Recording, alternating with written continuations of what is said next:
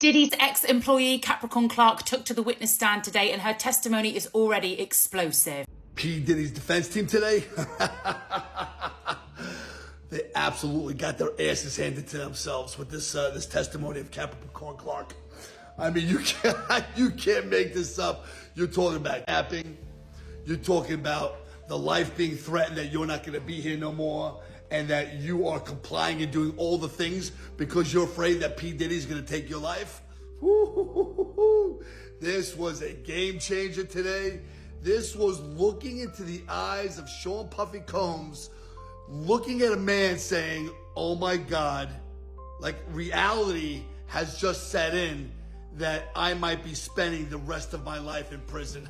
Oh my God, this can't be happening. Yes, this is a quick update. I want to summarize what exactly is going on.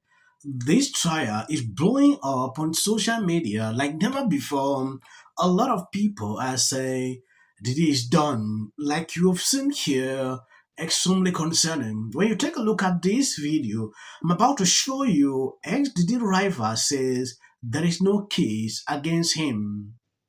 Puffy and I are not friends, but Puffy should definitely work, Suge Knight said bluntly. I don't think this is a case where Puffy should be going to prison. Knight made the comment when asked about Capricorn Clark, Diddy's former assistant, who is now a key witness in the federal and investigation. When I take a look at his response on this video, it tells me a different story. What I see people put out every single time. If you love what I'm doing here, please subscribe and if possible, share the video. Tell us about Capricorn Clark and whether you believe she is a credible witness for the prosecution to make a racketeering case against Sean Diddy Combs. Well, look, I say this all the time. Puffy and I are not friends, but Puffy should definitely walk. At the end of the day, how I know Capricorn and when I first heard about Capricorn, it was back when I was doing prison time. When I was doing prison time, it was a guy that didn't work for Death Row, but he was over the security company.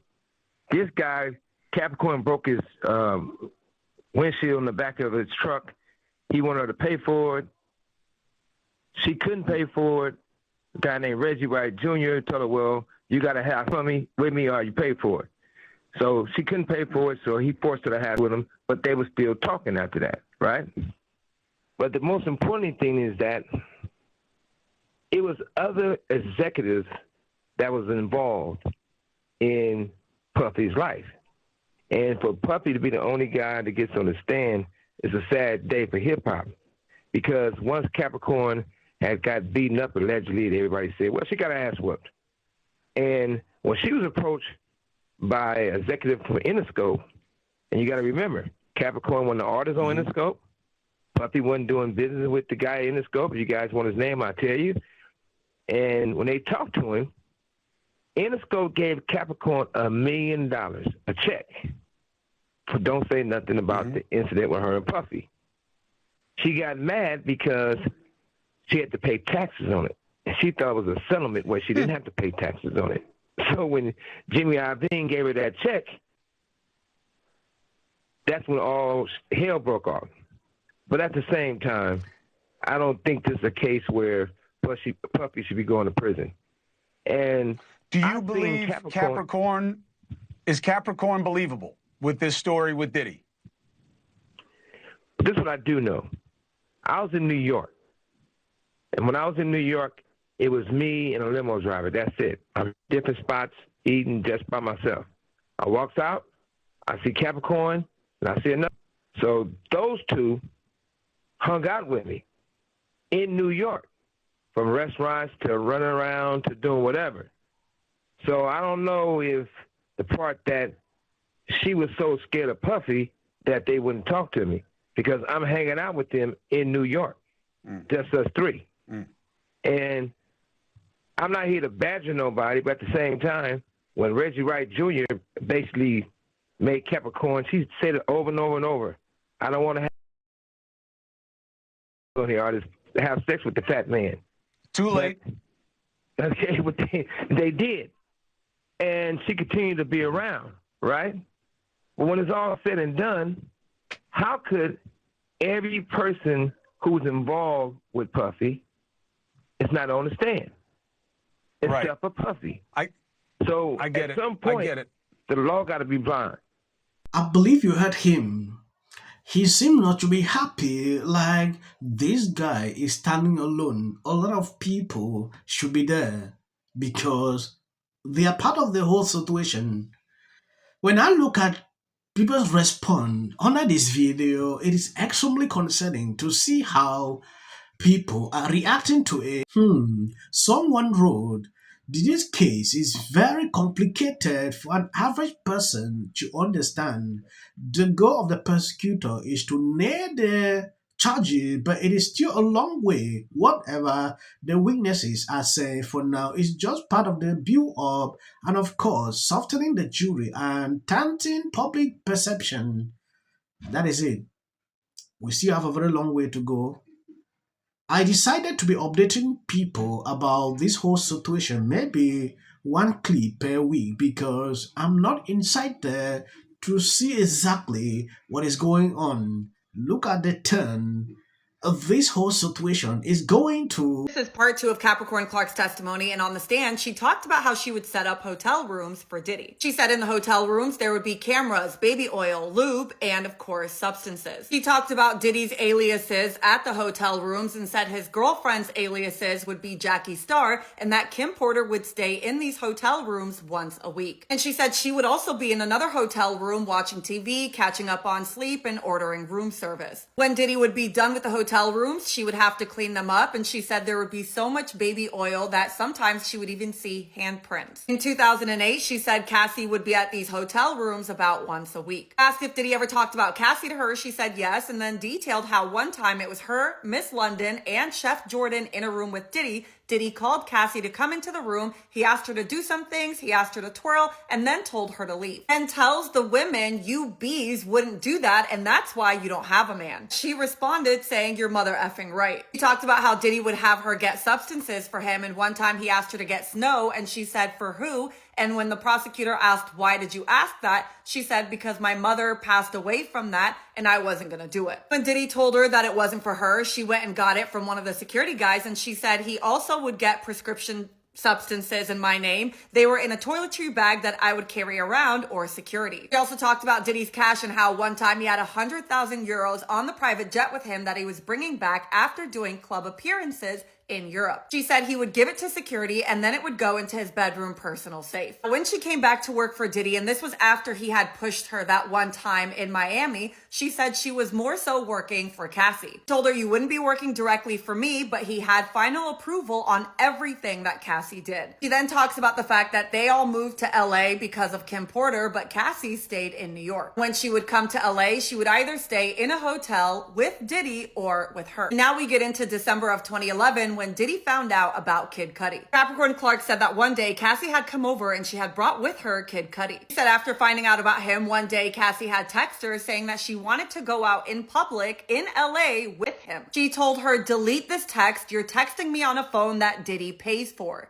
Yes, that is just a summary of what actually happened, not the ending. Megyn Kelly had this to say about this whole situation. Since this trial started, she has been covering this, giving opinions every single time. I saw this video. I could not bypass for people who are asking that I should be updating this every single day. I won't lie to you. I have other things that I can do, reasons. I usually take this, maybe one clip is enough. I can't really take this whole situation to cover the whole trial. I can't do that. I have other clips that I put out every single day. The superseding indictment, the most recent indictment, alleges there are 3 victims of his in this trafficking lane. And then we believe the jury would hear from them. Now we understand only 2 will be heard from. We've been reporting this, but now it's confirmed that victim 3 is not expected to testify. She's been identified as victim 3. 3 sources familiar with the case told CNN this is the woman who's been referred to as Gina throughout the trial. She's an ex-girlfriend of Combs. The defense's theory is that he was cheating on Cassie with Gina and possibly others, and that Cassie was blind with jealousy. And most of her complaints about him related to the fact that he was with Gina, and she was very angry and yelling at him. In any event, what we believed was that Gina was going to take the stand. Now we think she's not, because the source is saying to CNN she just didn't want to do it, did not want to take the stand. But she was referenced in the indictment as part of the racketeering conspiracy count. It says that Combs and his associates wielded his power through his business empire to intimidate, threaten, and lure at least 3 female victims, 1, 2, and 3, under the pretense of a romantic relationship, and coerced them into engaging in commercial acts. That is it. Thank you guys for always being there, sharing out my videos. God bless you abundantly. If you notice, this topic is actually complicated.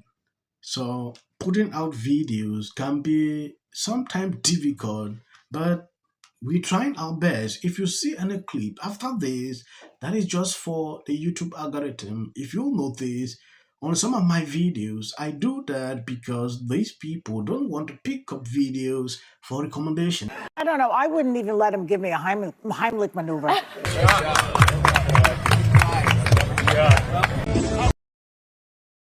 Effing who? People line up for my advice, and you're walking away like I'm stupid.